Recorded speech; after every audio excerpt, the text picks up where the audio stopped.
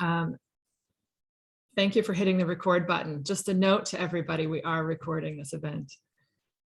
The ASPA Cascade, ASPA Cascade is a chapter of the American Society of Public Administration.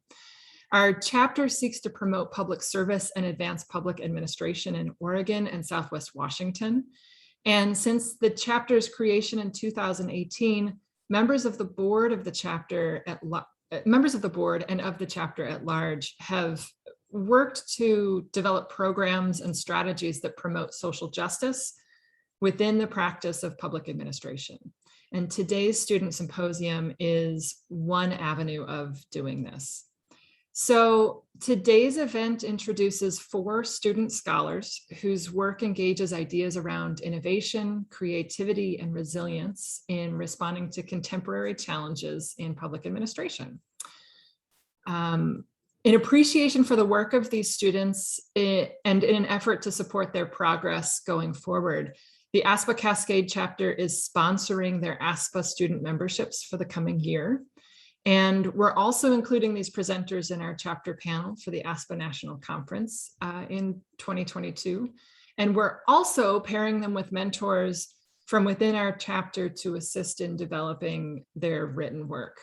Our goal here is for the students of the symposium to evolve. Our goal here is for the student symposium to evolve into an annual event that celebrates and uplifts the work of new scholars. This is something that our membership finds very important. So thank you again for joining us for this inaugural event. Finally, the ASPA Cascade chapter elections are coming soon. So those of you who are members, please be on the lookout for an electronic ballot coming in November. We have 3 board positions open this year. And we also have, it's also a board officer election year. So big things are coming. Nominations are still open, so look for more details at the end of the event in the form of a survey to learn more about that. I will now turn it over to our event moderator, Diane O'Day.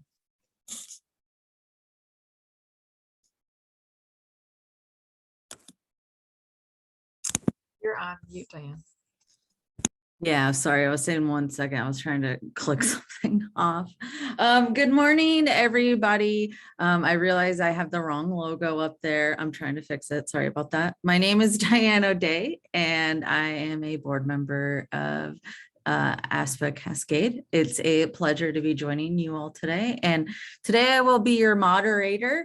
I will also, in addition to introducing our wonderful presenters today, I will also be moderating questions. So if you do have questions, please feel free to message me privately or just send it in the chat to everybody, and I will read those out loud during our Q&A portion at the end of the presentation. So let me go ahead and move forward with our intro.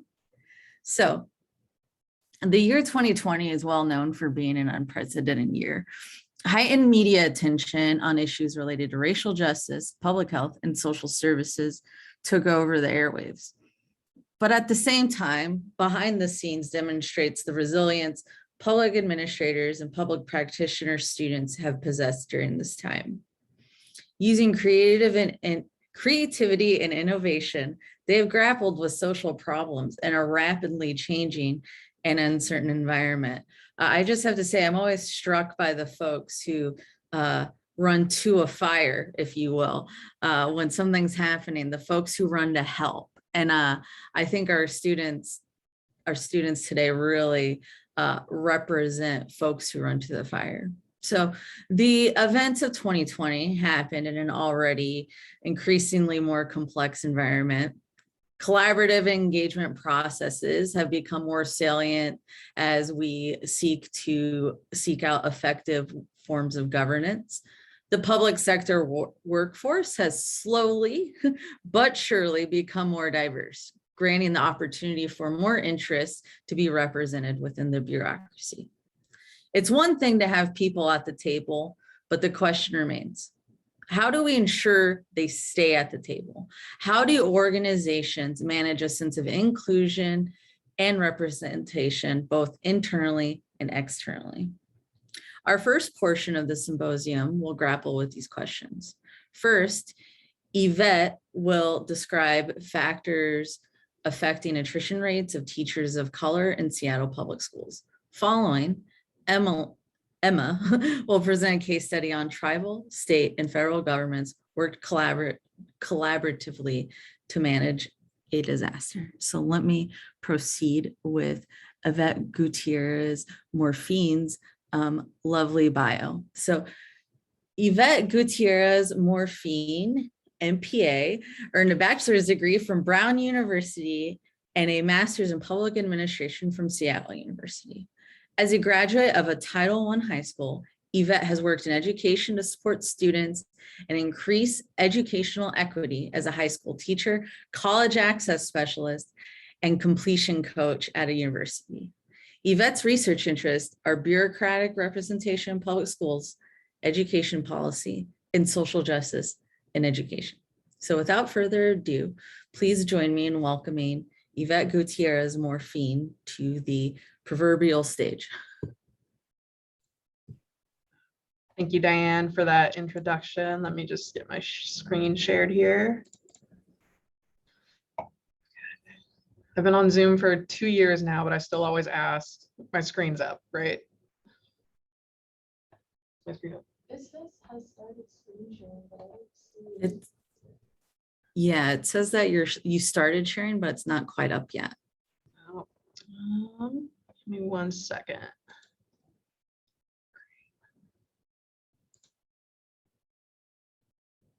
Let me try that again.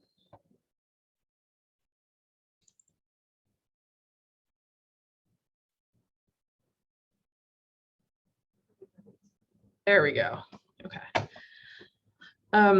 So once again, thanks everyone for having me. My research was on bureaucratic representation in Seattle public schools, and specifically, I looked at attrition factors for teachers of color.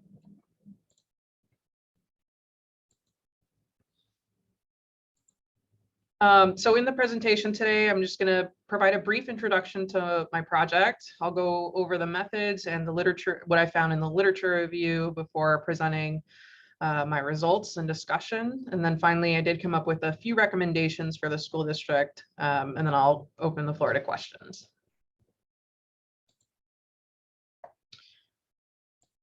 So I started by thinking about the problem, and what has been termed the opportunity gap in education is the difference in educational outcomes between white students and students of color. Students of color across the board typically see lower outcomes, so with particularly large gaps for Black, Hispanic, and Native students. In that first graphic on the top, which comes from the Seattle Times, it showed performance in Washington. So what the Seattle Times found was that gaps in school educational outcomes actually persist regardless of overall school performance. So even in schools that were dubbed exemplary had educational outcome gaps between white students and students of color, just as schools that were underperforming also showed those gaps. And this is particularly important because the student population, especially in Seattle public schools, is only getting more diverse. And it has kind of kickstarted what some researchers are calling a demographic imperative to make the teacher workforce more representative of the student population. Existing research has shown that bureaucratic representation can, in fact, improve outcomes for students of color. But in Seattle public schools, as you can see in the bottom graphic, also provided through the Seattle Times, a large gap continues to exist between students of color and teachers of color. So at the national level, attrition for teachers of color is higher than for white teachers, as has been shown in the research. In Seattle public schools, it's actually a little bit better, but it's still presenting an issue or a barrier to bureaucratic representation. The district has actually started a lot of important initiatives and placed a lot of focus on recruiting teachers of color. But the issue is that 21% of the teachers who leave the district year to year are teachers of color, and that's about the same rate that teachers of color actually enter the classroom. So this has meant that levels of representation are either static or actually slowly decreasing. As one of the goals of the district is to achieve a more representative teaching workforce, attrition has become an issue that they're really focusing on to try to increase the percentage of teachers of color in the classroom.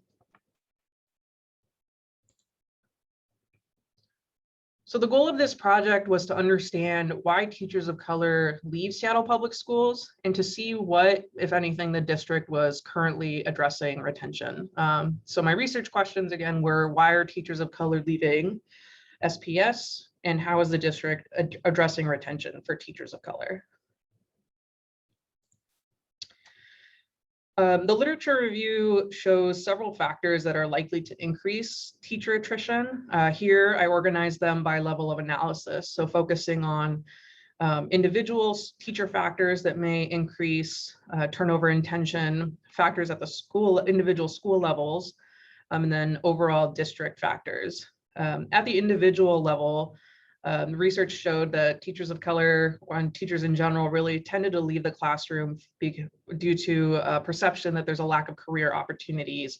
There's nowhere really to go once you're in the teaching workforce. At the school level, student demographics were really shown to have an impact on whether teachers stayed in the classroom or left.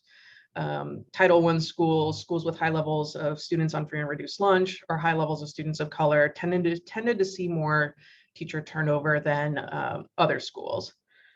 And then at the district level, Stewart, England, and Meyer found that lack of bureaucratic representation, especially on the school board, led to increases in turnover for teachers of color.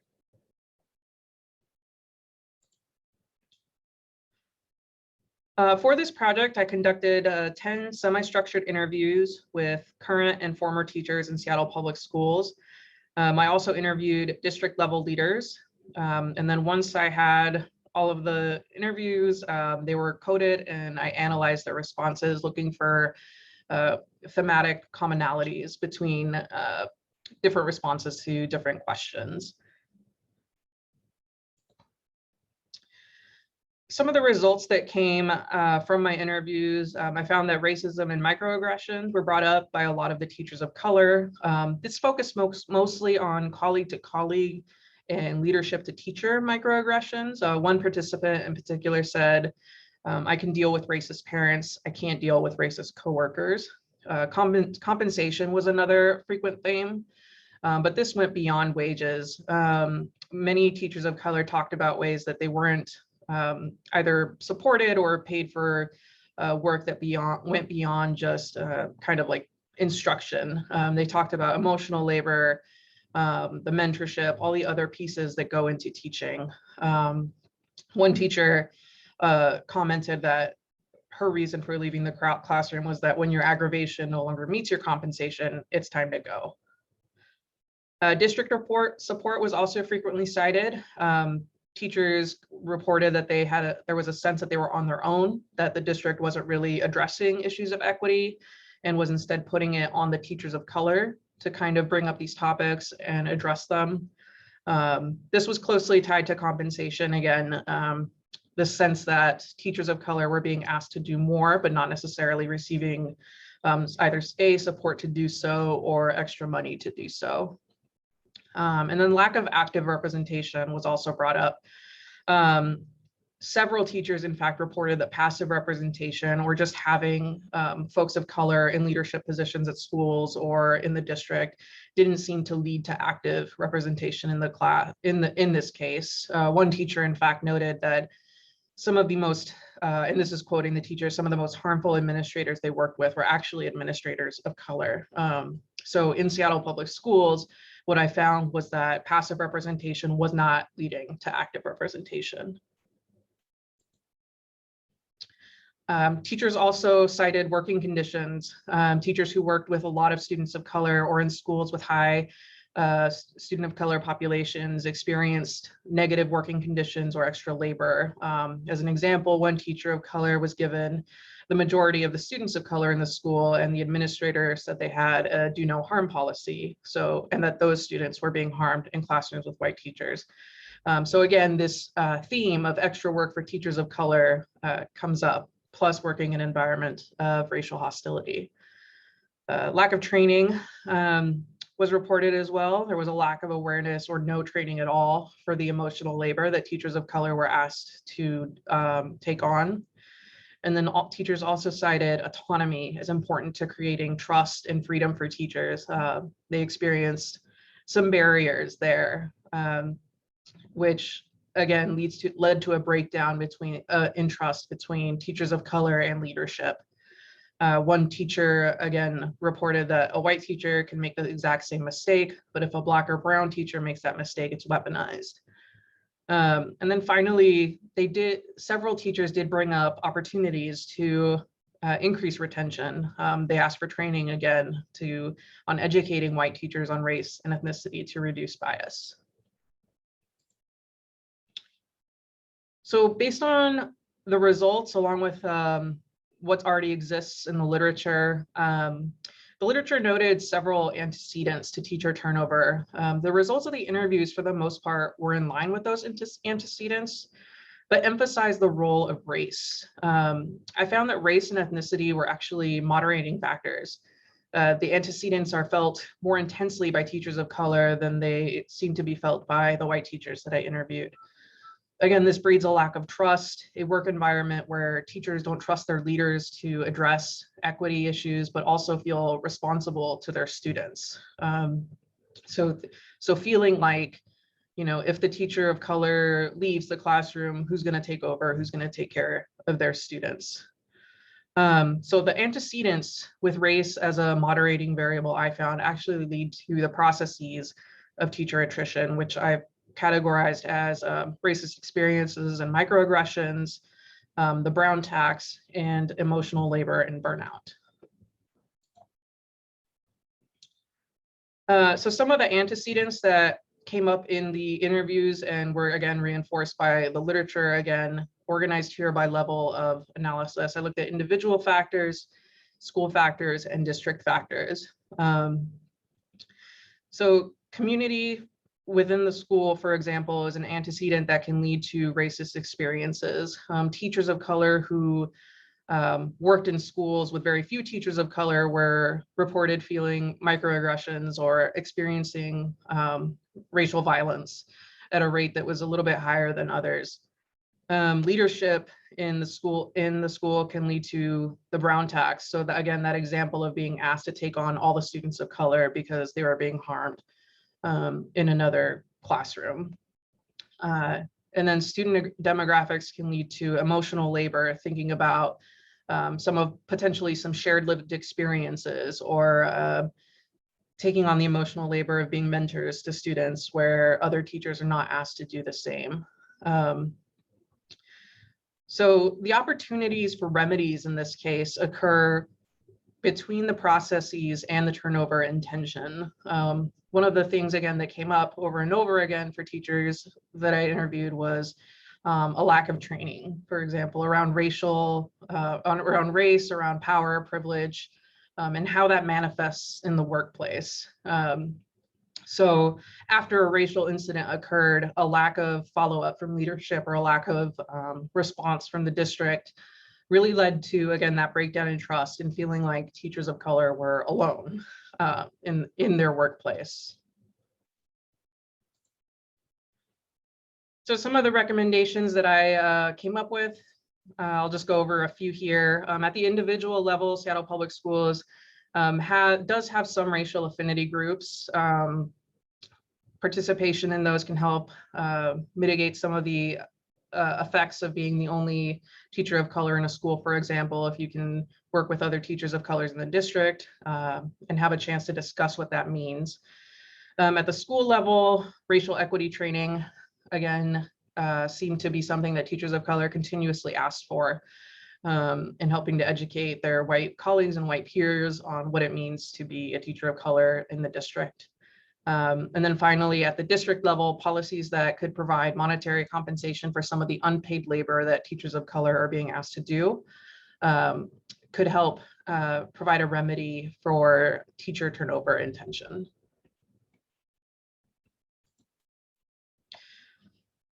And then finally, thank you for listening. I'd like to, if there's any questions, open the floor. Or if you think of any later, provided my contact information. Excellent. Great job, Yvette. Yes, claps, claps, claps, claps. I know you can't see anybody right now. So we figured that since the group is fairly small, that we will just open up questions where I don't need to moderate. It's a pretty good group of folks. But first off, let me send you this question that Sarah already typed, just to get the ball rolling. So Sarah asks, was understanding where teachers were going part of your research? Were teachers of color who left leaving teaching altogether, or were teachers of color who left leaving teaching altogether going to better or different teaching situations? And that's in the chat if you need to reread it. Yeah, thanks, Sarah, for that question. It wasn't something I specifically focused on in my research, but the teachers who left, they did leave the classroom, but they didn't necessarily leave the district. I talked to several who went on to become school counselors or school psychs. So it felt like they were still looking for that connection and wanting to help students, but there was something about being in the classroom itself that was harmful. There were some that left to do like private education consulting or work for private education firms. But for the most part, it was just leaving the classroom and finding other roles in schools. But I think that's a great potential follow-up research project is, you know, if teachers are leaving, where are they going? Sarah, did you have any follow-up comments or questions to that? No, I mean, my follow-up comment is thanks for that answer. And I find that really interesting. So let me know what you learn as you travel along this path further. Yeah, I find that really interesting. Yeah, that is interesting, especially in consideration of motivations and what motivates us and how public service motivates us. And, you know, anecdotally, I would assume maybe a lot were leaving for private after, you know, all that stuff. But so this is very interesting. So Masami had a question in the chat. Any suggestions for the administrators of color, other than the lack of active representation? What are other aspects of administrators of color that the teachers of color lacked or acting in a wrong way? Yeah, thank you for that question. I think the teachers I spoke to, the administrators they were specifically referencing, face a lot of pressure from the district and to carry out the policies that are maybe being made at the top level that they didn't necessarily have a lot of input to. So I think part of it is increasing transparency and participation in that policy creation process. The district is putting together, or like they've kind of issued their mission to place a specific emphasis on anti-racism work. But the teachers I talked to said it spoke of it in terms of it's a very like closed process. So like at the district, they're saying what anti-racism work means, and then they're kind of trickling it down to let administrators of color actually carry that out.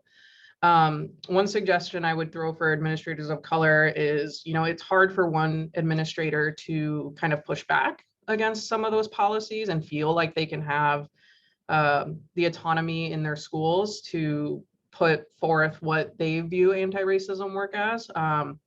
But again, these racial affinity groups, I think, have the potential for a lot of collective power.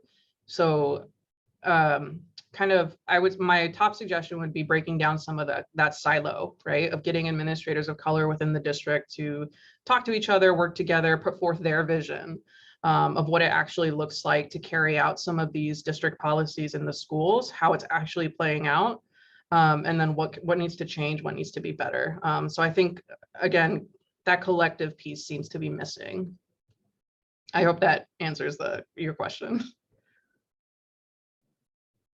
Yeah, thanks for that. That was a really good idea, I think, to have this kind of information sharing and breaking down the silo across different schools. No answer also seems to suggest that there's a lot, I don't know why I said a lot, but there may have been some work needed at the district level as well.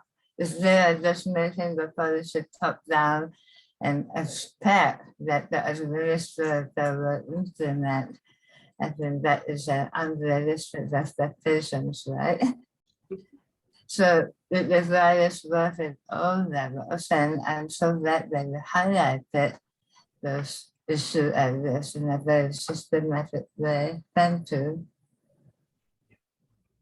Yeah, Yvette, that's a really good idea to have that cross collaboration that Emma will actually talk about in a different way, but it seems like that's kind of a way to start concentrating your power and then also demonstrating that you have that power and you can use it for advocacy.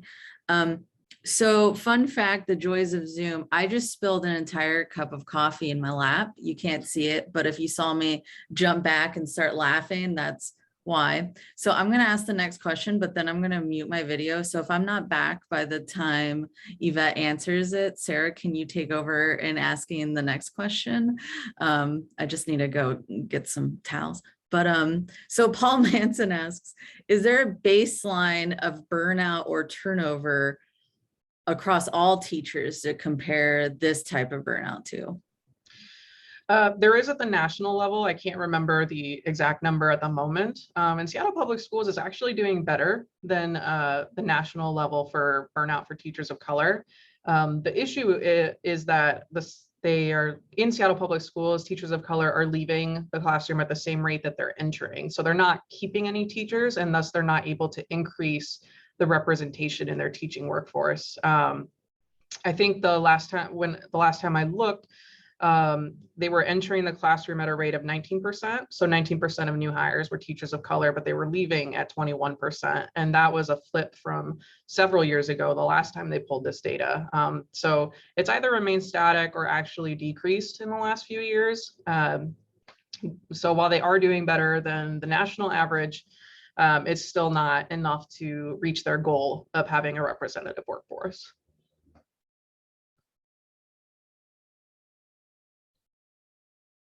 I've got, sorry for the pause, I've got too many buttons here.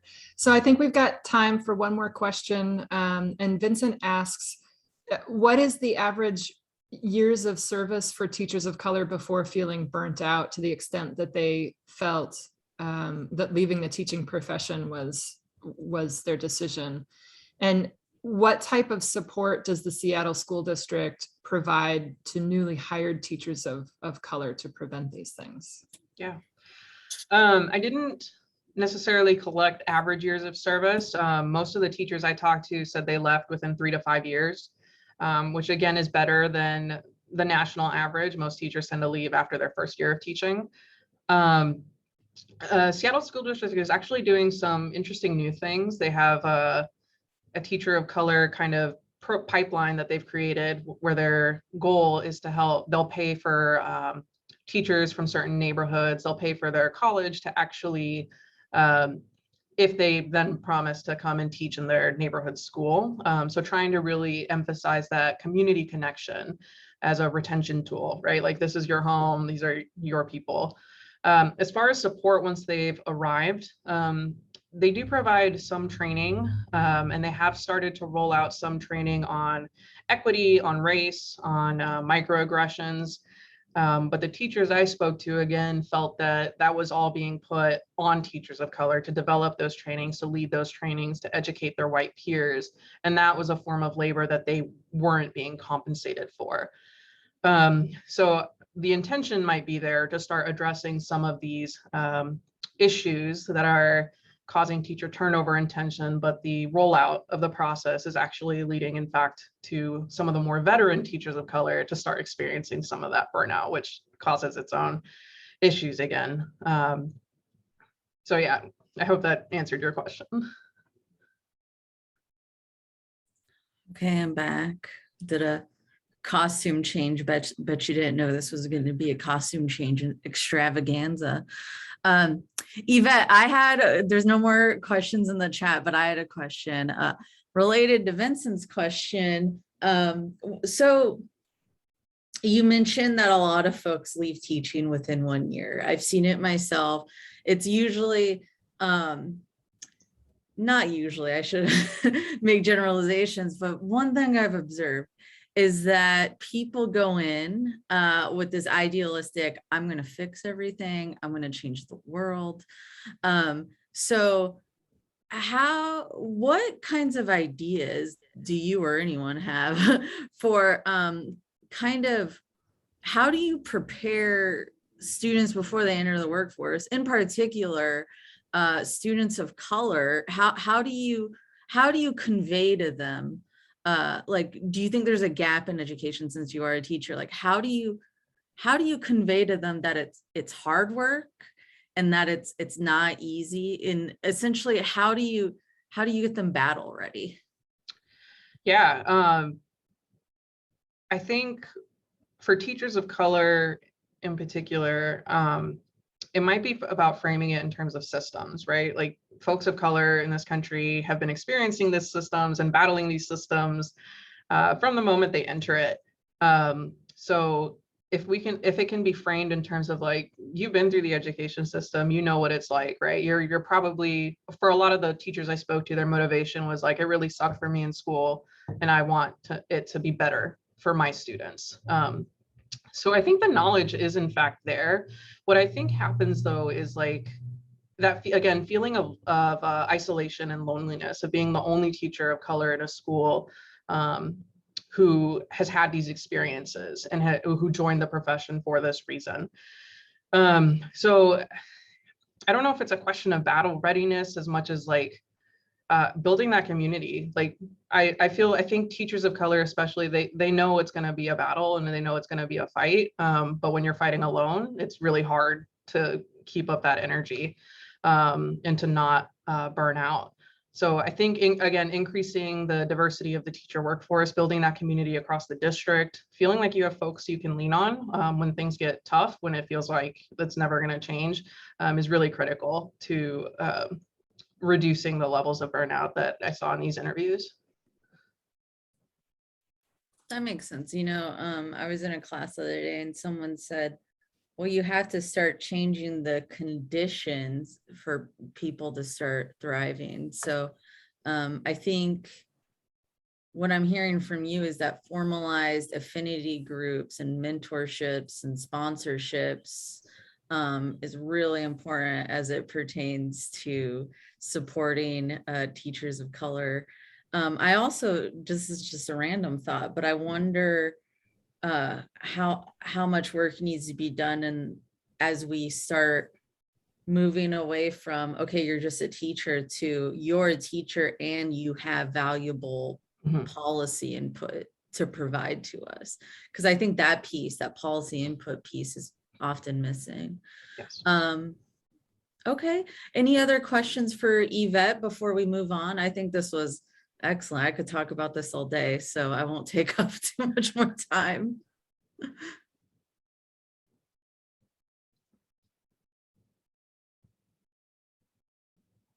All set? Okay, well, Yvette will still be here, so you can follow up privately or through email that Yvette shared. So we're going to move on to the next speaker. So I'm going to share my screen so you can read the bio along with me. Emma Cutler is a senior environmental studies and political science major at Reed College. Their areas of research include American disaster politics, wildfire policy, and government-to-government relations between Indigenous and non-Indigenous states. Emma's work has been heavily influenced by their experiences as a farmer, an outdoor educator, and the time spent living in the American Southwest. They are currently working on their senior thesis that investigates knowledge exchanges between Indigenous and non-Indigenous wildfire managers in the Pacific Northwest. So as you all know, 2020 and the preceding years have we are experiencing a crisis as it pertains to wildfires here in the Pacific Northwest. So we're very excited to welcome Emma and hear a little bit more about disaster management amongst tribal nations. So Emma, take it away. Thank you for such a lovely introduction. I'm also gonna see if everyone can see my screen. Let's see.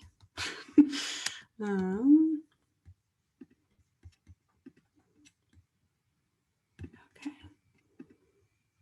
How are we doing? Yep, we can see it. Cool. Okay. Let me move some things around. Oh, right. So thank you again, Diane, for such a lovely introduction. My name is Emma. I'm a Cutler. I'm a senior here at Reed College, where I study environmental studies and political science. So this particular project came from a class I took a few semesters ago regarding disaster politics, and it really kind of launched me into my mainstream of research nowadays. So tribal disaster management and intergovernmental relations. And I used the waters crisis, the Warm Spring Reservation, as a case study within this presentation. But this area of research comes from my interest in this area of research comes from my fascination with how knowledge and certain social and cultural constructs create risk and ideas of risk, and also perpetuate said risk, and how that how disaster emerges from there. So I'm going to begin by addressing the case study that I look at. So this is an ongoing case study. It's occurring now. So this disaster has not quite been resolved, and it's not central to a particular year. There were instances of water leaking and hazard in 2017 and prior. So the Warm Springs water crisis refers to failures in the tribe's water main infrastructure. So the degree of severity of the disaster has kind of varied over the years, especially as the infrastructure has aged. So in 2020 in particular, there's a major break in the main water line, and it left more than 60% of residents without regular access to potable water. And 2020 pandemic times, so this came right smack dab in the middle of COVID, and also the 2020 Oregon fires. So there's a number of ongoing disasters that was further exacerbated by the lack of potable water and water accessibility within this in the tribe. So I'm going to look at a few. I'm interested in how governments were communicating over this disaster. So this research question I kind of posed to myself was, how do intergovernmental relations between tribal, state, and federal governments affect tribal disaster management? And this is kind of getting at how are those pre-existing social and historical dynamics affecting tribal governments' ability to respond to disaster? So my theory, one that is not necessarily nuanced, is intergovernmental dynamics influence how tribal governments manage disaster. And I think social capital offers tribes a way to increase disaster preparedness and improve their disaster response. So I'm taking a rather topical approach to engaging this case study and kind of seeing what factors are existing, and where what relationships are occurring.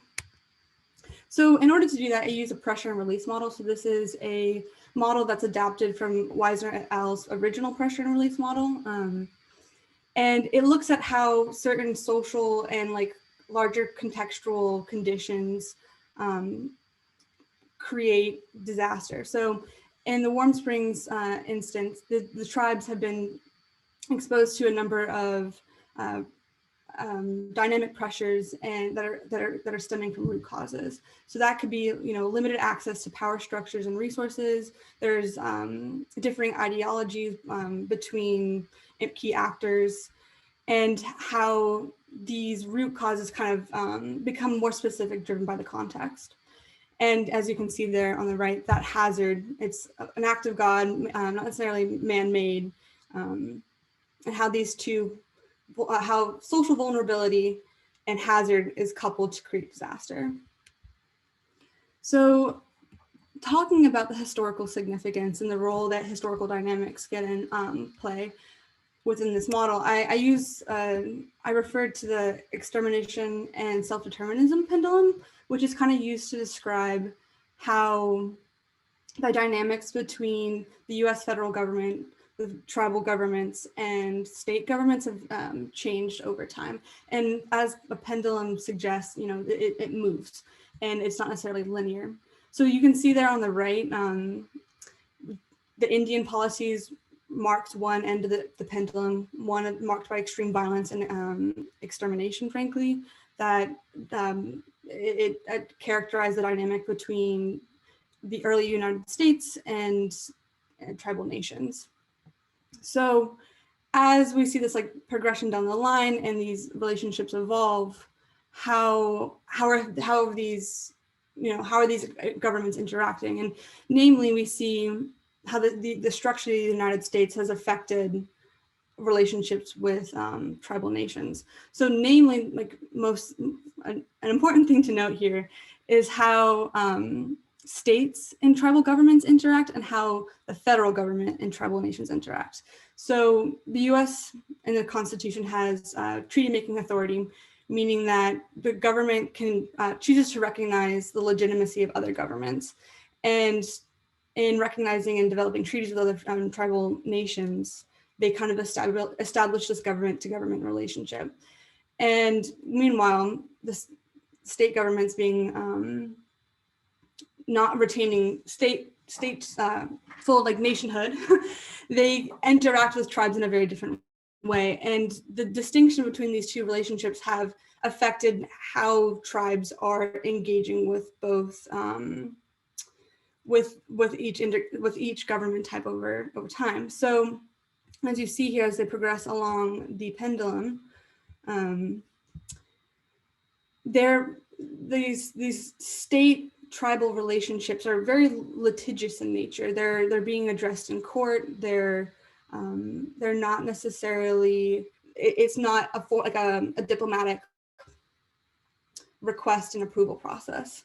And right now, I mean, based on our work, my work, is that we're erring towards this era of co-management. And I'm curious, what are the conditions in which this is occurring? So this is where I kind of, you know, dig into my case study. And so the Warm Springs tribal government, their response to the disaster is not necessarily surprising, and neither is the federal government's. But where I take a lot of interest is in how the Oregon state government has responded. It's rather unusual. But I'm going to first start with how the Warm Springs tribe has responded. And it's largely been a lot of infrastructural band-aids. So they're operating within their institutional boundaries and capabilities to address the water crisis. And interestingly enough, so in their emergency operation plan, there's quite a bit of work done around the criteria upon which they will reach out to external networks.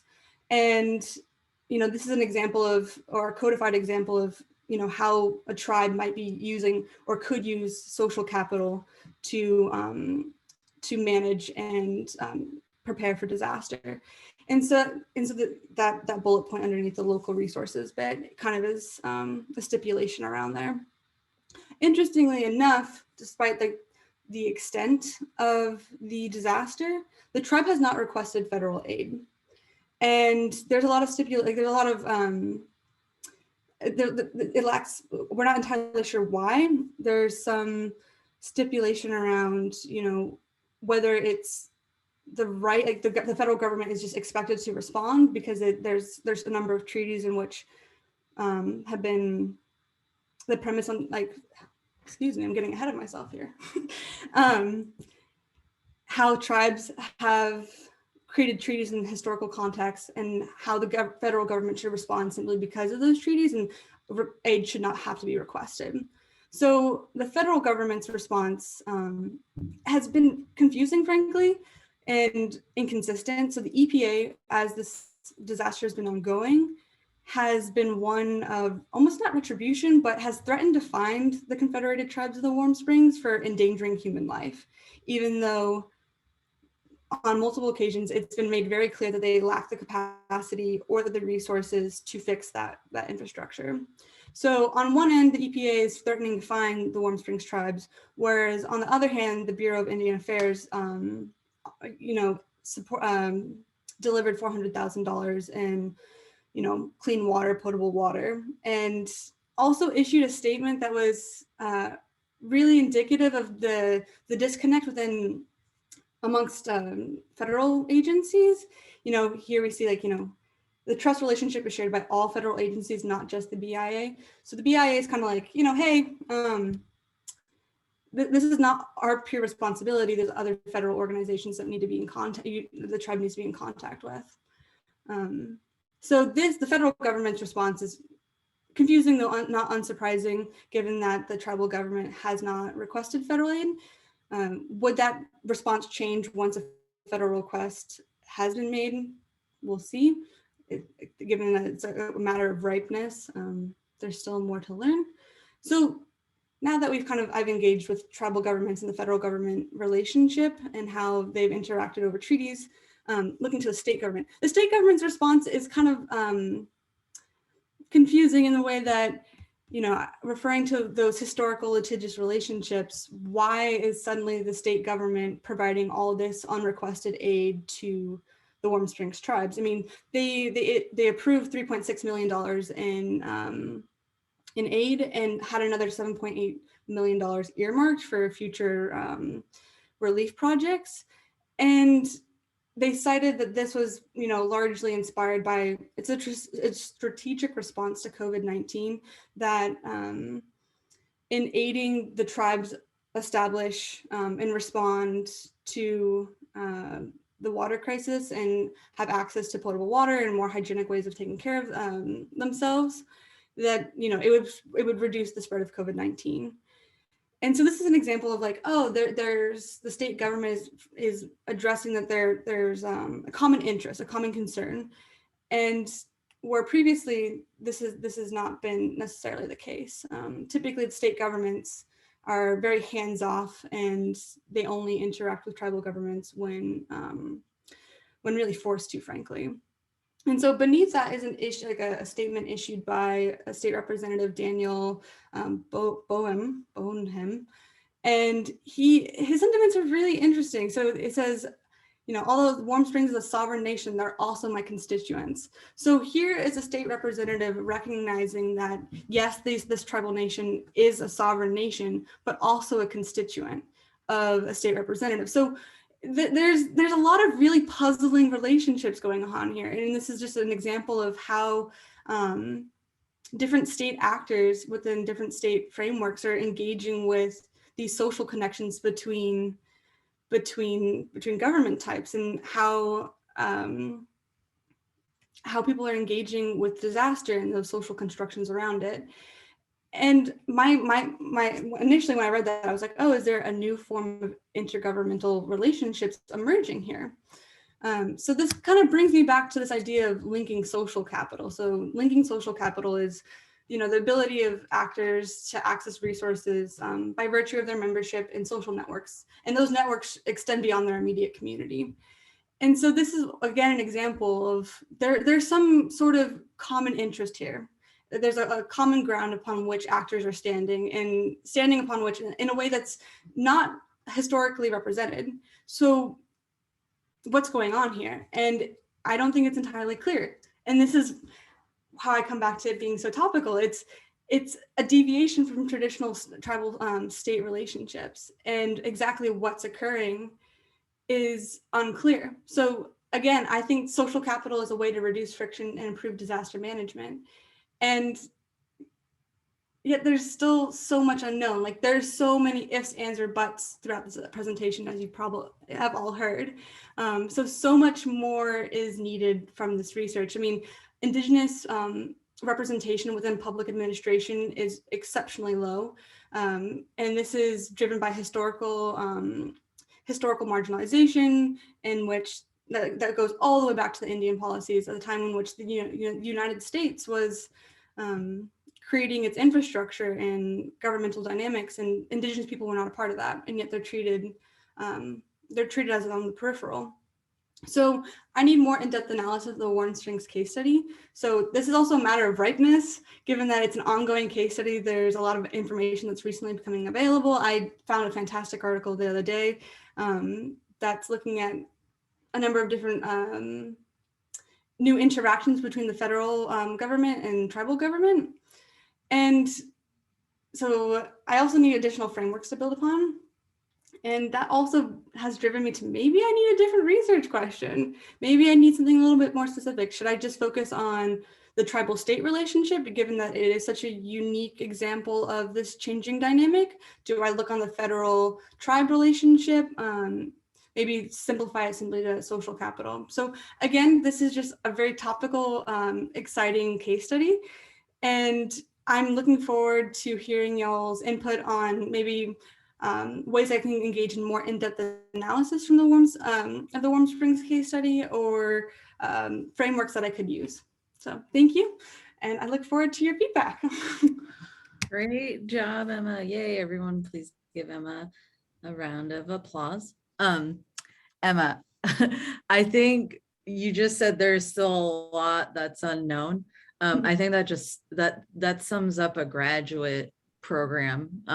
So you're already way ahead of lots of folks, because that's pretty much what every thesis ends up in is, well, there's still a lot we don't know.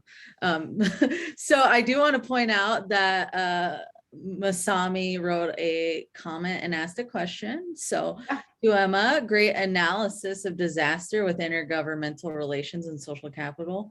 What's your next step related to the research? And then also Masami, and as you know, we have also done this, wants to do a shameless pitch and recruit you to the Portland State MPA program. We also have an emergency management and I want to say community resilience certificate. Masami could probably say more on what the acronym means, but yeah. So what are your next steps? What direction are you headed in right now For this particular case study? Yeah. I think it'd be fantastic to do interviews at a time that it's safe at a community way. I think it would be fantastic to do in-person interviews, which I understand COVID is a limiting factor in that way. But I want to get a deeper insight in how tribal officials are interacting with state and federal officials, because the feedback that I've been getting from the literature I've been reading and the interviews that I've been reading are largely very, very formal and kind of they don't really paint a rich picture of what's going on. So I feel like actually engaging with officials could be very beneficial. And yeah. That makes sense. It sounds like you would want to, in your heart of hearts, like if you ever expanded this, maybe shift your research method to get more nuance and complexity in it, that's cool. Yeah. So Sarah has a question, so I'll turn it over, Sarah, to ask you the next question. I have too many words to put into chat, so I'm just going to ask direct in my wordy, direct way. So your research is really interesting to me. I just got finished writing up a case study of civic engagement as it relates to immigrants and immigration in Madras, Oregon. And as you know, Madras it borders the Warm Springs Reservation. And so unbeknownst to me at the outset of my work, a lot of my historical review for Madras, but also a lot of my understanding of the contemporary context of IGR and civic capacity in Madras relates directly to the American Indian population more generally, but the Warm Springs population specifically. And so I don't know if I have a direct question for you or more of a comment, but my work involved primarily talking to city administrators and county administrators. And there were a couple of relationship I guess, IGR examples that were shared with me. Schools were involved in this, and the Plateau Travel Center, which is located in the city limits of Madras, but is owned and operated by the Warm Springs tribes. Just really complex IGR relationships, like you say, but also a very clear, what I found from city and county administrators were sort of a functional understanding of what it meant to be working with a sovereign nation, but a lot of resentment in working with those relationships. And I'm wondering, I guess I'm going to leave it as a comment, but also ask if you reached into the Madras area or looked at anything that was happening on an even more local level than the state tribal relationship. Yeah, no, I think that is, it's a fantastic point. At the onset of this paper, I was looking at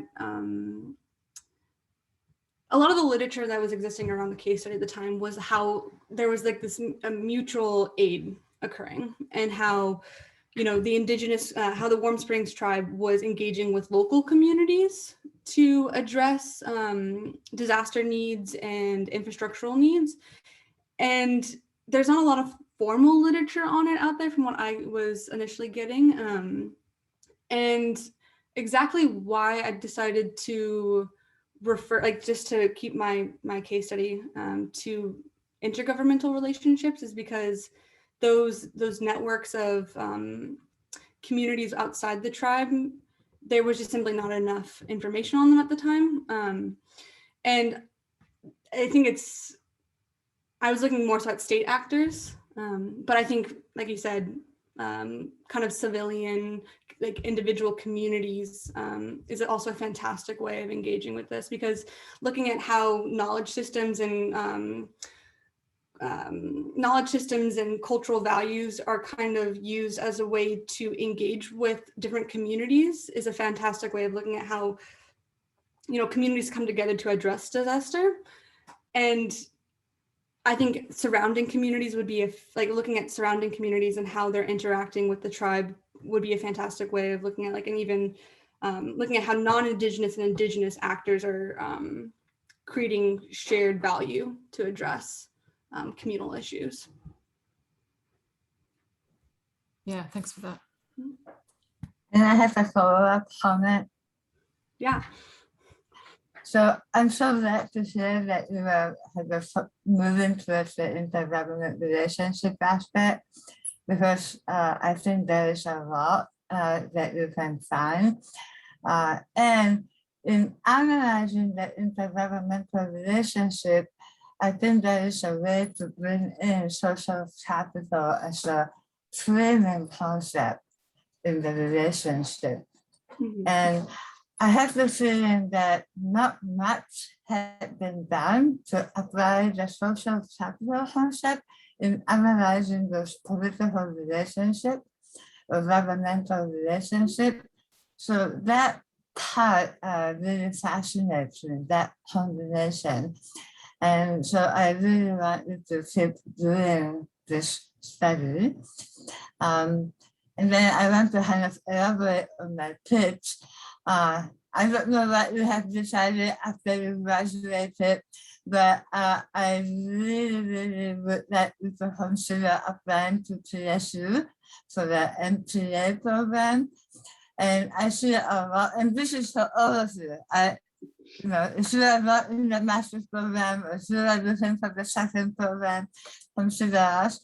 But just for Emma, in our MPA program, we have a very strong local government emphasis, and that's where we can kind of talk a lot about the intergovernmental relationship.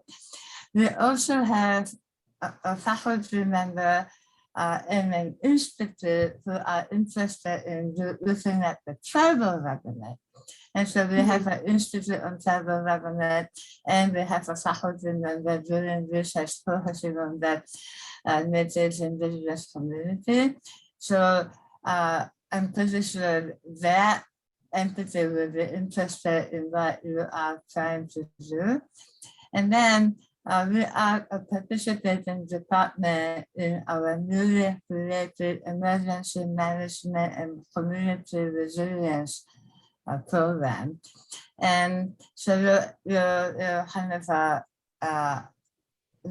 we're highlighting the disaster as a way to look into a larger issue.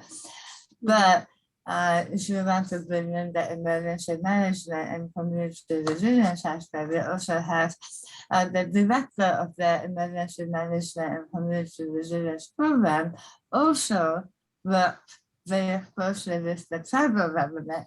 And so when I heard your presentation, all the people within the PSU circle who will also be accepted as much as I do, popped up.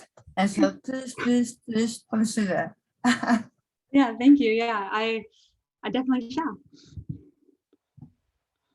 And I'm still trying to finesse my way into convincing the others to join us for the PAP PhD program. But yeah, Emma, I think this is very timely.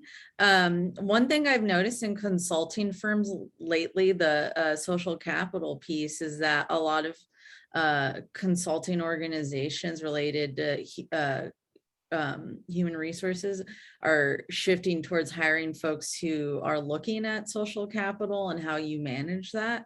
So I do think that's very timely. And I think that relates to Yvette's presentation earlier about how do you tap into that social capital that so many people have, and how do we start highlighting those sources of power and using those sources of power to increase the representation responsiveness to diverse needs in our government. So we're going to take a quick break. We're going to give you all about 3 minutes to take a quick break, and feel free to take bio breaks as you see fit, etc. But we will reconvene at 11. Well, let's just do 11:10. We'll reconvene at 11:10. I gave you an extra 30 seconds, and then we will move on to our second portion of the symposium.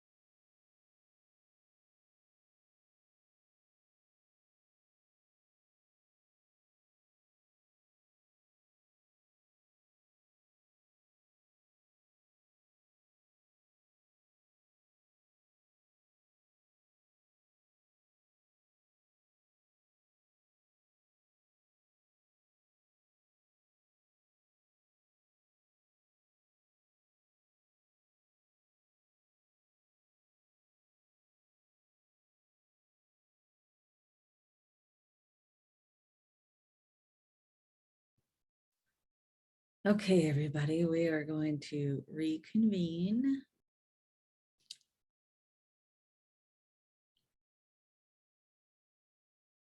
All right, our most important person has returned, Jess, since you are presenting. So I'm gonna go ahead and proceed with the introduction, and then I will introduce Jess more in a more detailed way. So now we move our topic to that of justice and accountability.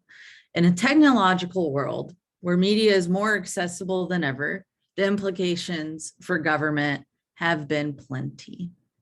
The highly viewed video that depicts George Floyd's death at the hands of a frontline bureaucrat decreased an already declining trust in government amongst the community. Calls for accountability and transparency have resulted in efforts to enhance legitimacy of public organizations, especially of those related to criminal justice. Jess Juanich will present on how the implementation of body-worn cameras encompasses a variety of advantages and disadvantages.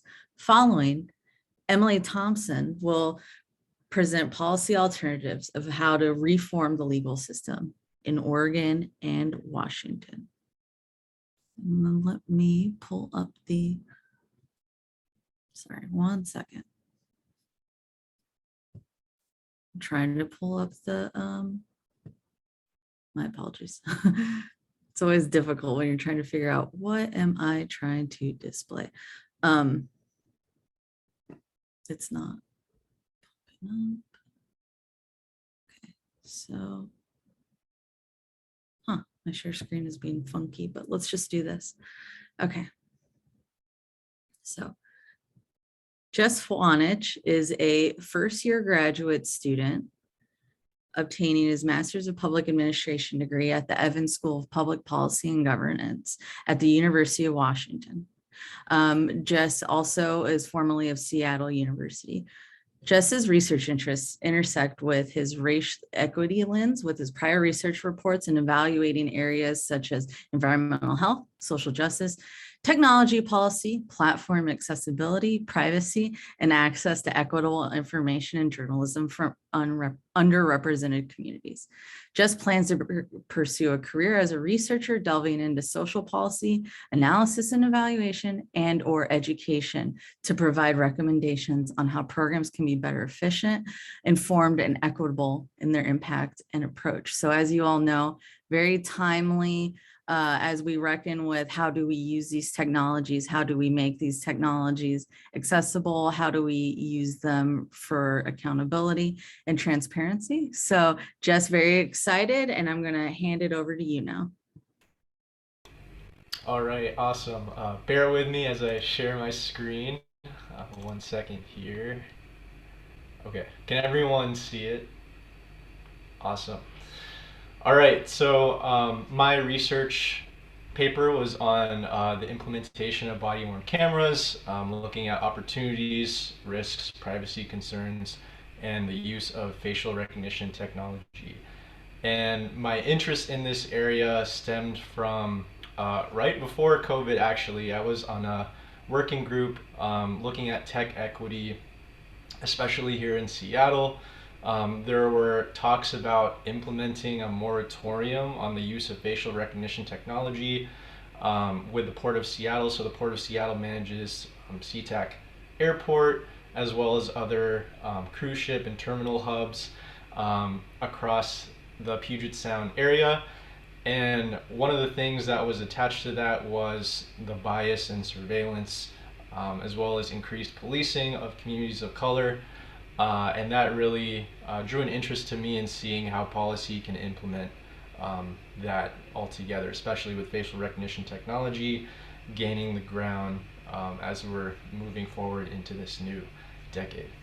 So with that, I have a quick outline of what I'm going to talk about. So I'm going to introduce the paper a little bit, talk about some methods, some key findings and claims, have a little discussion, and then provide my recommendations, and then I'll open it up for questions at the end. So looking into the meat of this, the main problems that I researched on, like looked at multiple literature on this, was that there is excessive use of force by police and law enforcement, which has led to increased arrests and unwanted interactions towards people of color, primarily Black, Indigenous, and Latinx groups. In addition to that, 25% of police departments across the United States have implemented the use of body-worn cameras, and 80% are studying effects of this technology. And most recently, the Obama administration equipped body-worn cameras to local police departments in an effort to curb stop and frisks. And for those that aren't aware of what stop and frisks are, it was a policy implemented by Mayor Bloomberg in the early mid-2000s in New York City as an intended way to mitigate crime, especially in communities of color. Obviously, there were detrimental effects that led to increased incarceration and increased surveillance. So the use of equipping more departments with body-worn cameras came out of a study and review from the Department of Justice as a way to further hinder that increased incarceration and effect from there. Oh. All right. So looking at opportunities, there were these three that I was able to gather from my research. The first one was the easing of civilian and officer interactions. For one, Freud found that when civilians would interact with police officers in different types of settings, that they were more at ease knowing that, you know, there was a recording or documentation of that process. That kind of leads into the second piece here with the documentation of evidence for reports, knowing that there is a burden of proof that both parties have in terms of any interaction or altercation or escalation of that sorts, knowing that, you know, you have physical proof of on video for whatever happens, and that can also implement how police are able to document different types of incidents reports. Lastly here, Newell also found the increased transparency and accountability.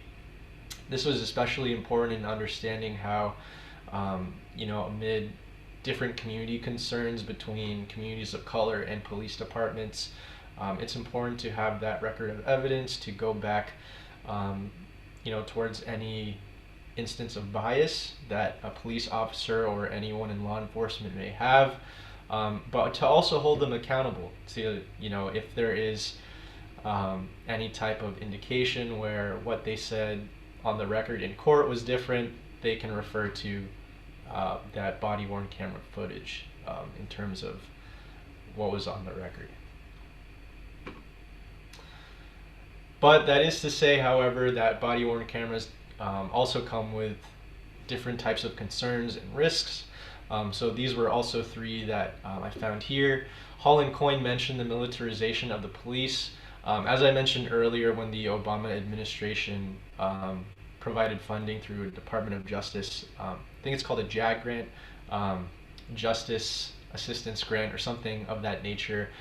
That increases the more militarization of the police to be more equipped with higher technology and surveillance. So not only with body-worn cameras, but thinking about heavy-duty tactical gear, looking at different types of software to collect metadata on people in cities. That leads to a lack of privacy in public settings. So thinking about, you know, areas you frequent, whether it's a hospital, whether it's a library, whether it's an airport, you know, there's bound to be some type of surveillance, whether there's a security camera, whether there's a law enforcement officer present. You know, that really infringes upon your privacy in these public settings, because it leads to this third point here with the storage of metadata obtained through body-worn cameras. So yes, although that you can get recorded and photographed through such footage or documentation, there is a way for software to collect information on you based on physical features, traits, characteristics, and that can also lead to instances of racial and gender bias, which I'll explain in future slides.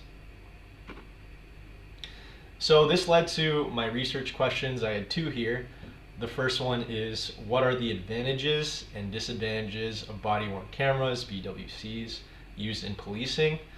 And the second is, what are potential privacy risks of body-worn cameras, and what are its implications when paired with facial recognition technology? So looking at methods, these were the three I just mainly use.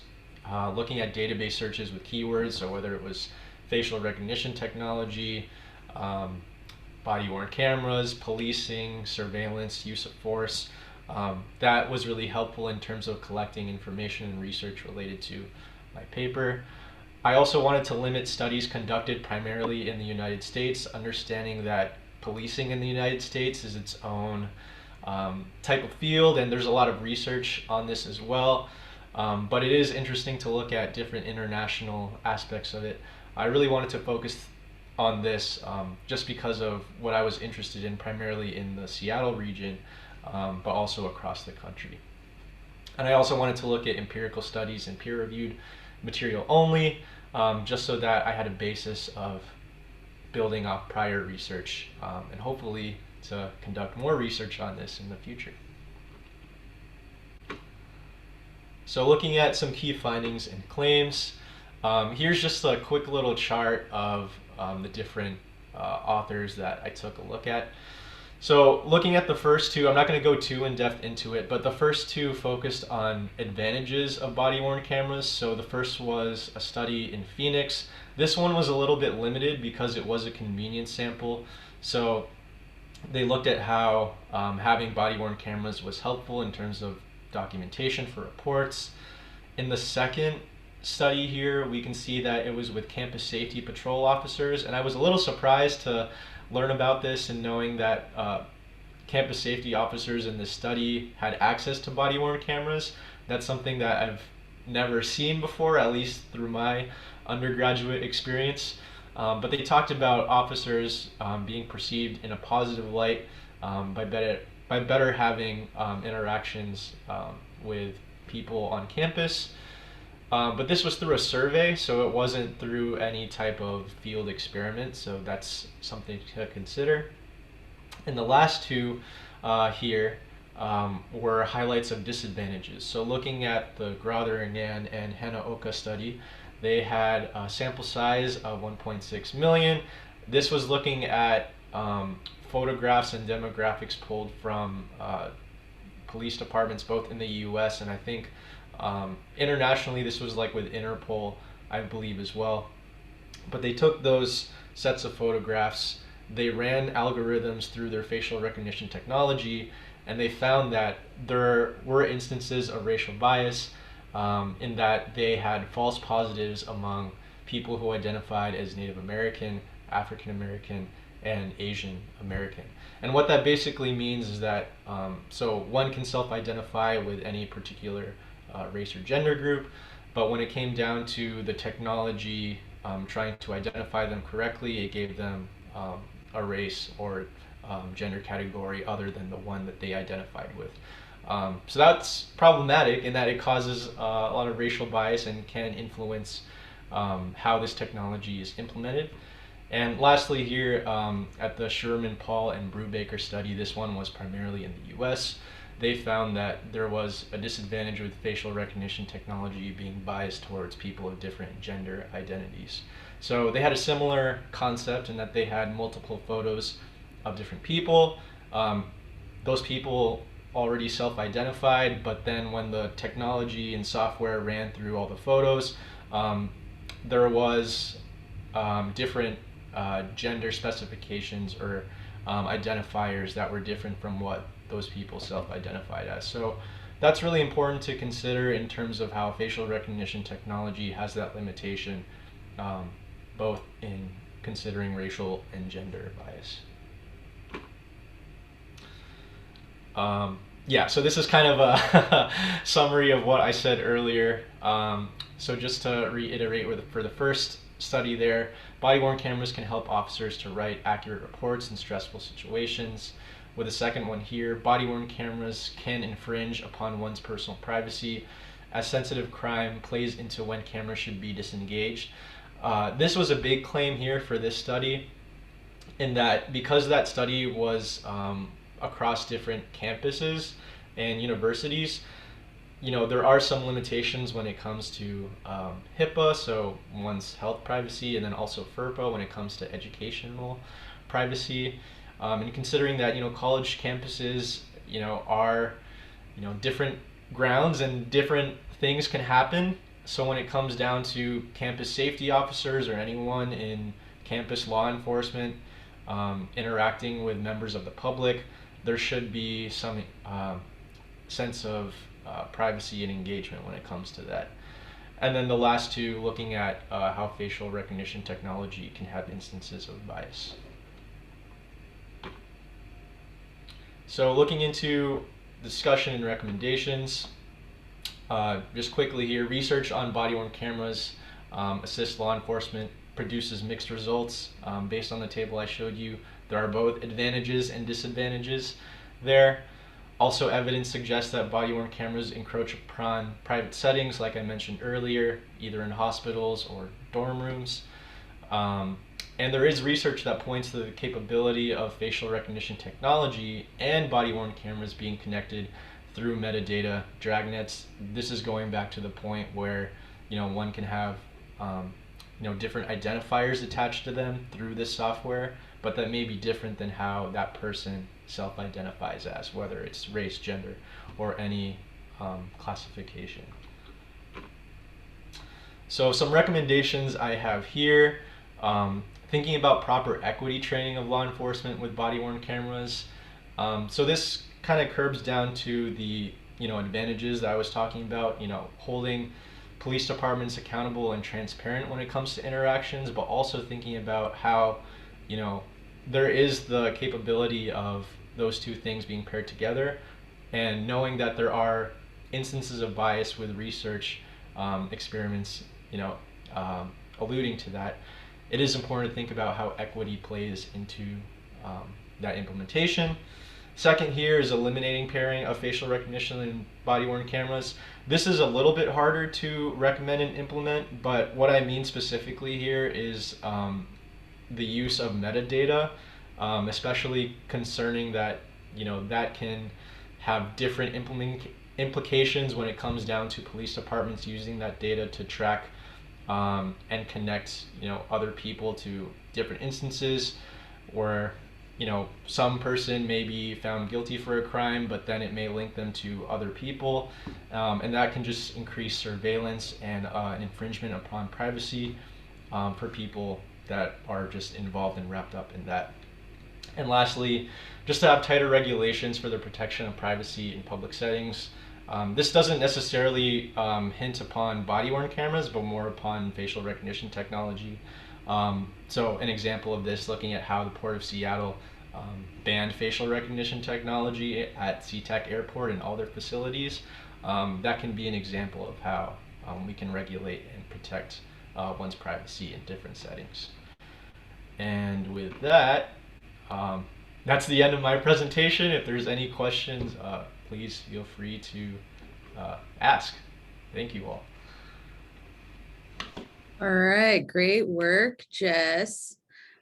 We have a few questions teed up for you already. Yeah, I think this is so fascinating, right? Because one thing I noticed is last week I was at the International City and County Managers Association conference, and in the exhibitor hall, so many businesses were there related to automation. So how do we do automation in an effective and equitable way? So your first question, and you kind of touched on a little bit of this in your findings, but so you said it was a few schools for the Pelfrey and Keener. Do you know which schools those were, or like a region or anything? And also, it's a multi-parter. Did they have any information on whether or not they spoke with the student body about how they felt about being recorded. And then part B or part C, did it improve the security relationship between student and campus? Yeah, And that's in the chat if you want to reread it. yeah, and thank you for the multi-parter. I'm really have to dig into this. I think in terms of the school, from what I remember from the research, I would have to go back to get the specific school, but it was in the Southwest area, so Colorado, Arizona area. And did they speak with a student body? They did not speak with a student body. It was mainly just qualitative surveys that they sent out. Improve student campus security relations. Ooh, that's a good one. I don't know exactly. It was just kind of like a, I don't know how you'd describe it, but like a timestamp type study. So it was just in that one particular time. They didn't do like a multi-year over year study on that. But I think if there was opportunity for research into that, I would definitely want to delve into that. But yeah, these are all good questions. Excellent. And then we had, what are your thoughts on facial recognition technology and whether or not it perpetuates gender violence and discrimination? Yeah, I have a lot of personal thoughts around facial recognition technology. Just knowing that that's also used, like if anyone has an iPhone, that's used for Face ID, that's used for when you're walking into a sporting event or concert. Especially now with COVID-19 and the pandemic, the use of facial recognition technology is even more important when, scanning people's temperatures. So, I understand the uses for it, but I do agree with the fact that, because of the racial and gender bias attached to that, I really think that, whatever companies, whatever firms are, investing in researching and experimenting on this technology really need to consider the equity implications of that. Because I feel like if that's continued, there's going to be a more increased surveillance policing state, and facial recognition technology will just be a tool to help strengthen that. And that can be problematic, as we've seen in the last like 5 to 10 years.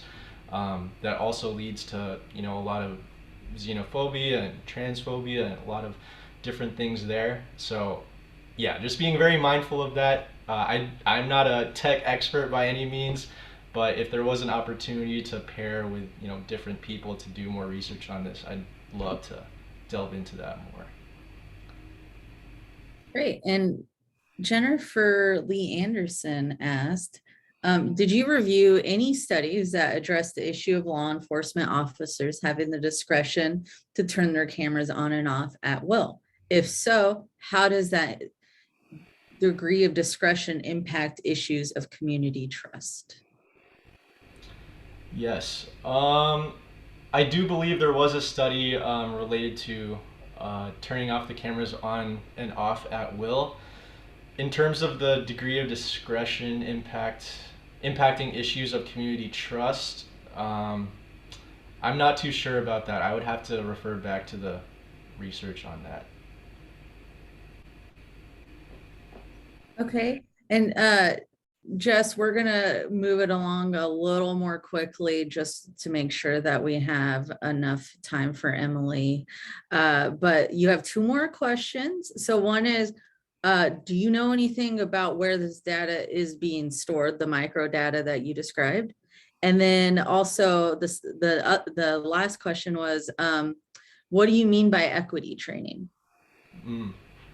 Yeah, so for the first question, in terms of the storage of data, so police departments have this thing called dragnets, and that's basically kind of like an intranet, which is like an internal internet network where they have lots of access to different data.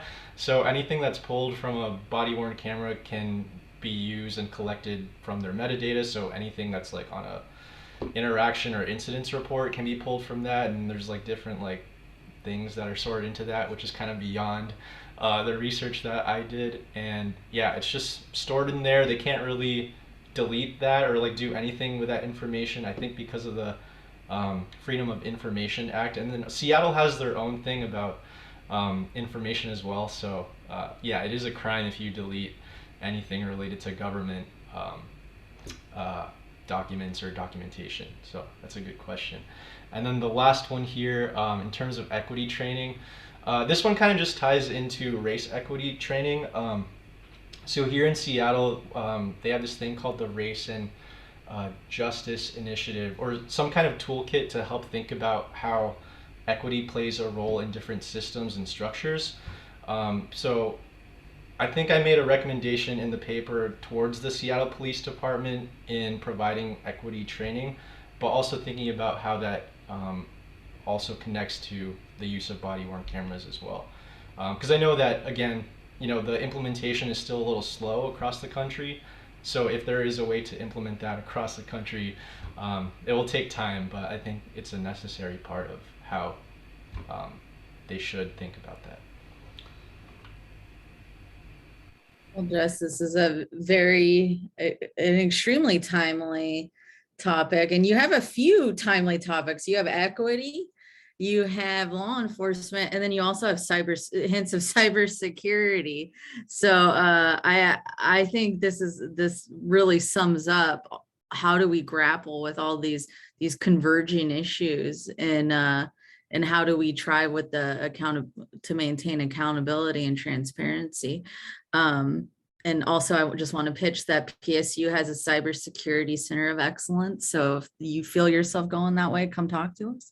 But our last but certainly not least presenter is Emily Thompson, and Emily has a really cool resume. Emily Thompson attended the University of Tennessee, Knoxville, go Vols, and Washington State University, where she was a 3-time competitor at the NCAA championships on the varsity women's rowing team.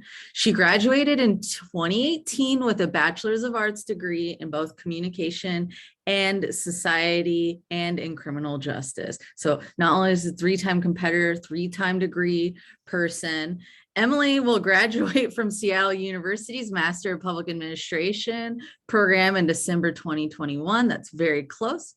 Her research interests include the cash bail system, the use of pretrial detention, and alternatives to incarceration. Emily's experience includes roles in the Communications Center at Seattle University and in the Elson S. Floyd Cultural Center at Washington State University. In addition, Emily has spent time doing volunteer work with the ACLU of Washington. She is planning to continue her career in public administration with a focus on policy change in the criminal legal system. So I think it's no secret that the criminal legal system is not a justice system right now. And Emily is going to outline what's happening and what we can do about it. Take it away, Emily. Thank you. Okay, Yvette and I just played musical chairs, so I'm going to try to share my screen on her computer now. Can everybody see my screen? I don't know. Yes. It's all good? Okay, perfect. Well, good morning, everyone. Thank you, Diane, for the introduction. And thank you to the ASPA Cascade chapter for organizing this event. It's really exciting to have a platform to talk about our research. So I appreciate everybody coming to listen in today. As a Seattle resident, I've had the opportunity to be surrounded by very progressive policy and progressive policymakers and innovative community organizers and highly engaged community members at a very pivotal time in American politics. Despite the fact that, are my slides moving? Yeah. Okay, perfect. Okay, sorry about that. Despite the fact that voters in the Pacific Northwest have traditionally voted for progressive policies, there are significant disparities that exist throughout the criminal legal system. In urban counties in Washington and Oregon, disparities in the pretrial detention system are crucial and in need of urgent attention. In King County, which is Washington's most populous county, 77% of people that are held in jails are being detained pretrial. And in Oregon's most populous county, Multnomah County, an estimated 45% of people are being held pretrial. Pretrial detention refers to having somebody incarcerated in jail until their trial date, and judges have the discretion to determine if an individual is going to be eligible for bail or not. So sometimes at the bail hearing, somebody might be denied bail for public safety or flight reasons, but in most cases, people will be eligible for bail, but the reason that people will remain incarcerated until their trial date is because they cannot afford to pay bail. I would like to note that in Oregon, commercial bail bond services are prohibited. However, the state still requires somebody to make a 10% deposit for their bail that's paid directly to a court clerk. So in many cases, this 10% figure, depending on what that bail amount is, might still be completely out of somebody's financial reach. In Washington, commercial bail bonds companies are permitted to operate, and so an individual will either have to raise collateral to use a bail bond service, or they pay that cash amount to the court clerk.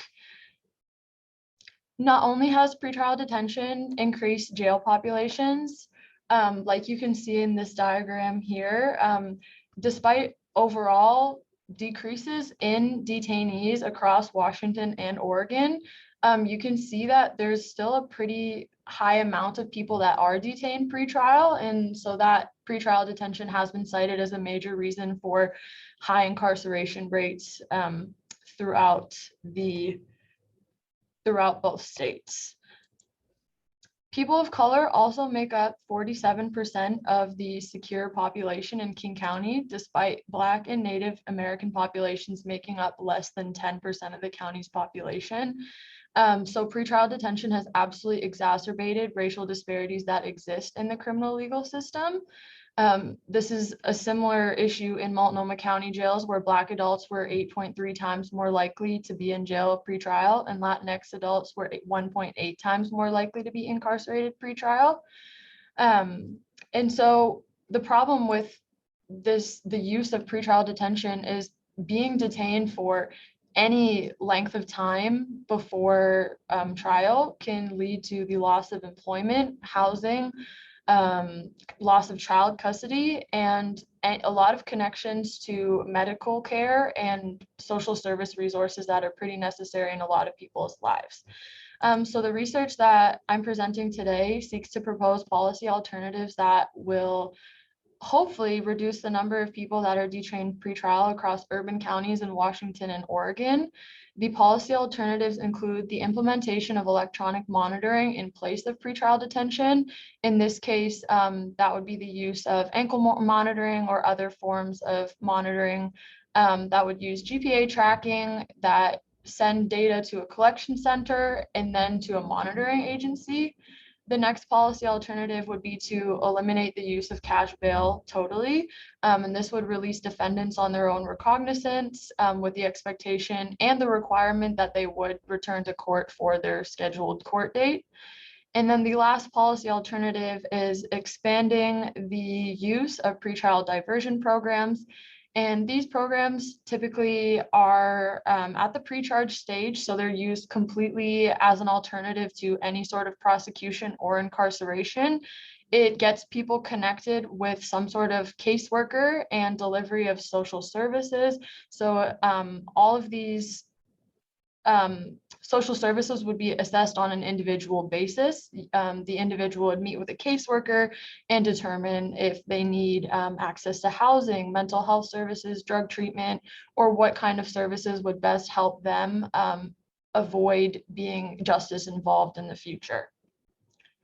So using a policy matrix, and this was adapted by Meltzer and Schwartz, some of their policy evaluation criterion, I chose effectiveness, equity, efficiency, political feasibility, and social acceptability.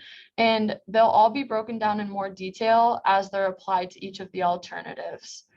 So effectiveness refers to measuring policy alternatives to determine if they're actually achieving their proposed goals and objectives. In this case, the goal would be to reduce the number of people who are detained pre-trial. So by looking at the current use of electronic monitoring, in 2019, the average jail population in King County was just over 1,500 people. And despite a 468% increase of electronic monitoring over 5 years between 2015 and 2020, only 1 in 11 defendants was actually released from pretrial detention with electronic monitoring in place. In Multnomah County, the stats were pretty low as well. Out of 2,948 defendants released in Multnomah County to any form of pretrial supervision, only 157 were released to some form of electronic monitoring. So the use of electronic monitoring exists in urban counties in Oregon and Washington, but the enrollment is pretty low right now. The same goes for pretrial diversion programs. There's a couple of pretrial diversion programs that exist in Seattle, King County, so basically there was one program, the Let Everyone Advance with Dignity program, formerly known as the Law Enforcement Assisted Diversion Program. It started in King County in 2011, so it's been pretty highly researched. It launched in Multnomah County in 2017, but data showed that only 4 participants participated in the program in 2019 in Multnomah County. So enrollment remains very low. In order to measure effectiveness of electronic monitoring, I looked at data where electronic monitoring has been used in other states for similar reasons, public safety reasons of various forms. In Florida, electronic monitoring was effective in reducing the likelihood of offending for those sentenced to home confinement. And the study also showed a 94% reduction in the likelihood of a return to jail compared to those who weren't on any form of electronic monitoring. Other studies have shown that people are more likely to return to court if they are participants in an electronic monitoring program. And in Arizona, in a small pilot study, they had just over 150 defendants who were under electronic monitoring. The failure to appear rate back to court nationally is 29%. And that number actually dropped to 5% in Arizona, where this electronic monitoring program was studied. In Multnomah County, it's estimated that nearly 60,000 jail beds were saved as a result of implementing electronic monitoring defendants. And so where it is being used, it is effective. And so it just needs to be used on a larger scale. When looking at effectiveness for the elimination of cash bail, it's been implemented or it's been eliminated as a policy in certain cities across the United States.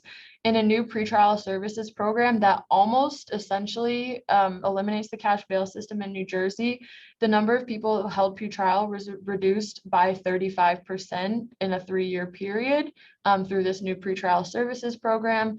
And in the District of Columbia, which was one of the first places in the United States that nearly eliminated the use of cash bail, they have 94% of defendants are released pre-trial. So it's a pretty high level, and they've been doing this for a couple of decades now. They have a 91% return rate to court despite not holding people on a bond.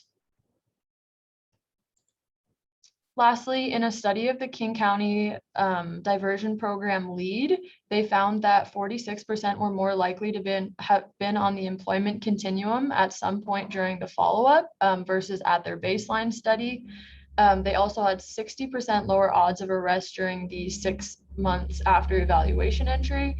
And they also had a 58% lower chance of another arrest over a period longer than 6 months. So those enrolled in the Let Everyone Advance with Dignity program had pretty great results of not being involved in the criminal legal system, even beyond 6 months after participating in these programs.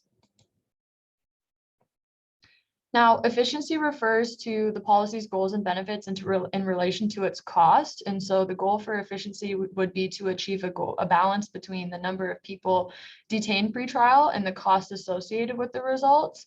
So in the Arizona program, the city saved almost $74 per day when they implemented electronic monitoring. And in another study, they found that it costs $74.61 to detain an individual pretrial, but it only costs $7.17 to supervise them pretrial using electronic monitoring. So there are major cost savings for the county where this has been implemented already.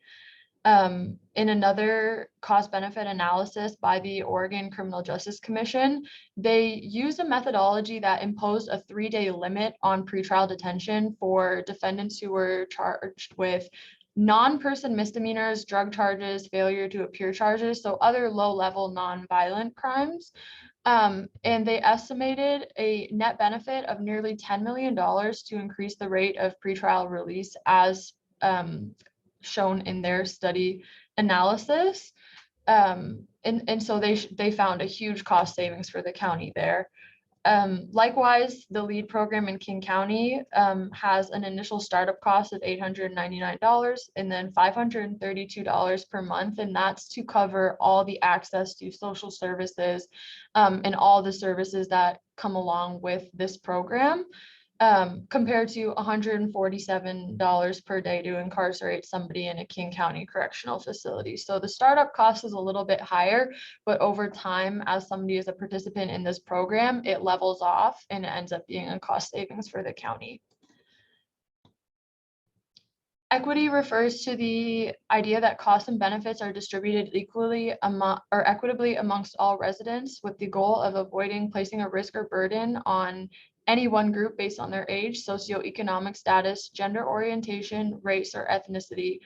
Pretrial detention has a very, very significant equity component because the use of pretrial detention cannot be equitable at its core. The policy is always going to directly impact low-income people. And when you see kind of the domino effect that pretrial detention has for case outcomes, it's more significant than just not having enough money to pay bail. It really dominoes to so many different levels of one's life. So defendants who were detained for their entire pretrial period were nearly 4 times more likely to be sentenced to prison when it came to a comparison against people who actually were released at some point before trial. Studies have shown that those from lower socioeconomic backgrounds traditionally have worse case outcomes when processed by the legal system. The typical detained defendant would need to spend 8 months income to cover 10 months money bail, according to COP's study. And a $10,000 bail is not super high in the grand scheme of what bails are being charged nationally. A national study also found that individuals from lower income zip codes were more likely to be detained pretrial than those from wealthier zip codes. And in 9 Oregon counties, those who were detained pretrial were 2.4 times more likely to be sentenced to incarceration than those who were released pretrial. From a racial equity perspective, despite progressive leaders and passing progressive policies in King County, the racial disparities are very significant in jails. 37% of people who were booked into local jails were Black, despite the King County population being 7% Black. Indigenous people make up 2.5% of King County local jail populations, despite making up less than 1% of the county population. And in Multnomah County jails, Black adults were 4.4 times more likely, Latinx adults were 1.1 times more likely, and Native American adults were 2.4 times more likely to be booked into jail than white adults. From a financial equity perspective, charging defendants for the cost of their electronic monitoring fees is also out of reach for many. In Multnomah County, they actually did some reform last year, and as of 2020, the Multnomah County Department of Community Justice said that they were no longer going to collect supervision fees from justice-involved individuals. However, in King County, people are still responsible for those fees, and so if you are placed on electronic monitoring, you'll have to pay for the service, which ranges from $0 to $26 a day. So some people can get fee waivers, but that is a very small percentage, and anybody else who gets placed on it might be on the hook for over $20 a day to be on electronic monitoring. In Alameda County, California, this resulted in a civil rights complaint against the county because they were charging people for their own monitoring. That the belief was that the county should pay for that type of monitoring. The Oregon Advisory Committee to the U.S. Commission on Civil Rights found that imposing a fee for the very use of the device can be viewed as predatory, as these individuals may have challenges with employment due to the legal charges imposed against them. So the Oregon Advisory Committee to the U.S. Commission on Civil Rights really recognized that there are already barriers due to people being involved with the criminal legal system, and imposing additional financial responsibility on them would increase barriers that they face. So political feasibility refers to the extent in which elected officials and policymakers will support the policy initiative. And so the goal here would be to maximize how many elected officials want to support the policies. In King County, there are various departments that are now acknowledging the beneficial forms of social services that can be housed outside of jail. And so they've recognized a positive impact that pretrial release programs can have. And so King County is moving towards more political feasibility. In Multnomah County, the Multnomah County Chair, Deborah Calfrey, also stated that the county has been intentional about listening to the voices of the communities most impacted by inequitable systems. And so they are working with dramatically reimagining public safety and recognize the urgency and the importance of the work. Social acceptability refers to the level of support that a proposed policy has by the public in an area affected by the policy. And there's absolutely a lack of research measuring the public's perceptions on electronic monitoring as a substitute specifically for pretrial detention. There's a lack of research on how people feel about eliminating cash bail, and how people feel in general about these pretrial detention programs. So I did pull a little bit of research looking at similar areas, not quite pretrial detention, but people felt in a study measuring public perceptions on ankle monitoring for convicted sex offenders, 32% of respondents felt that the monitoring was very effective and 47% thought it was somewhat effective. And in Multnomah County, they found that the use of electronic monitoring might make victims feel safer. The ACLU of Kansas found that 94% of Kansans want their local prosecutor to use diversion more often. And in community meetings between local businesses and people who were organizers with the Let Everyone Advance with Dignity program, they found that a lot of business owners were wanting to take a different approach rather than incarceration. And so there was a lot of willingness between business owners to want to work with diversion programs, especially for cases where there might be shoplifts or other kind of reoccurring issues at their business. So after this rigorous policy analysis of all these criterion, the policy recommendation that I made from this research would be the expansion of pretrial diversion programs in Washington and Oregon. I think that the program should be magnified to serve a greater number of people and expand on the eligibility for people to enroll in the programs. So in that case, more people should be eligible for the program and just get those enrollment rates up, incarcerating less people pre-trial and enrolling more people at the pre-trial stage into these programs. I think that the reallocation of funds from other areas of the county budget would be necessary to make this feasible. Right now, 74% of the King County General Fund goes to public safety, and 21.3% of the general fund is spent on adult and juvenile detention, which is $276 million each biennium is just spent on incarceration alone, but only $2.7 million was allocated for diversion programs in the last budget. So I do believe that there's importance for reallocation of funds for these pretrial diversion programs, and I think the money could be shifted from one area to another. In Multnomah County, $152 million in 2019 was proposed for the Sheriff's Department. $63.2 million was directed to corrections facilities, And despite this budget allocation, only 4 out of 12,000 defendants arraigned were actually sent into pretrial diversion programs.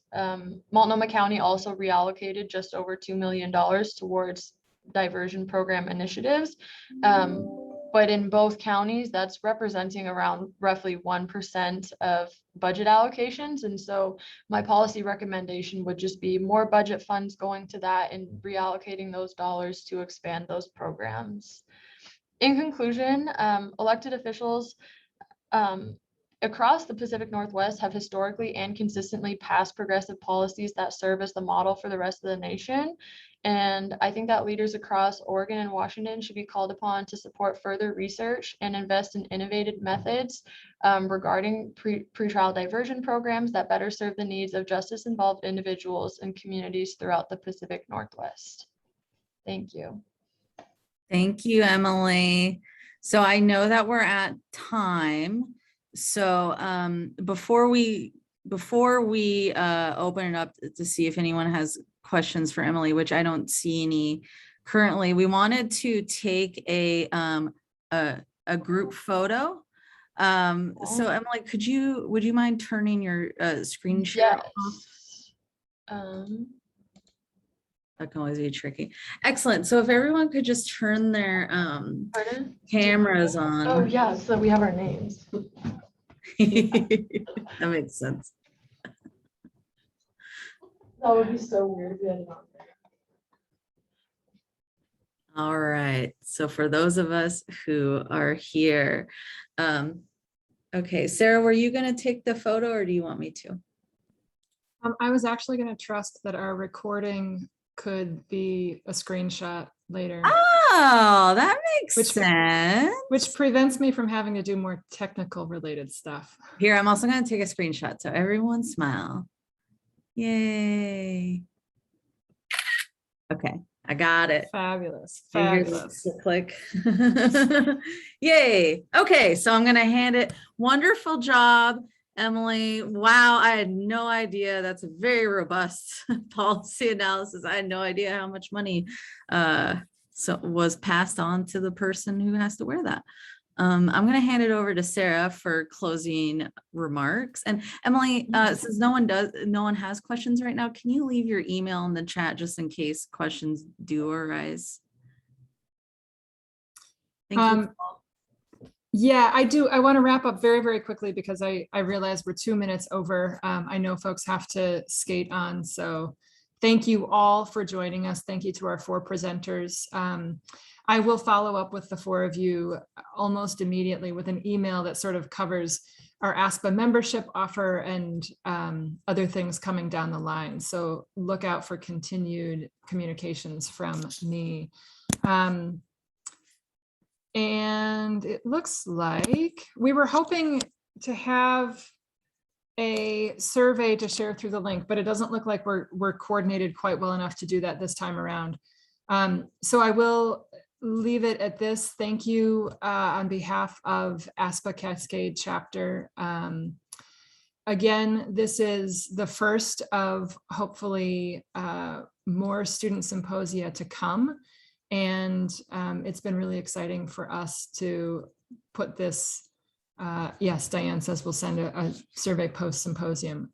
It's been really exciting for us to bring all these ideas together and hopefully stay connected and see where they go in the future. So thanks for joining us. Really appreciate your time. Take care, everybody. Have a great weekend for those of you who get those.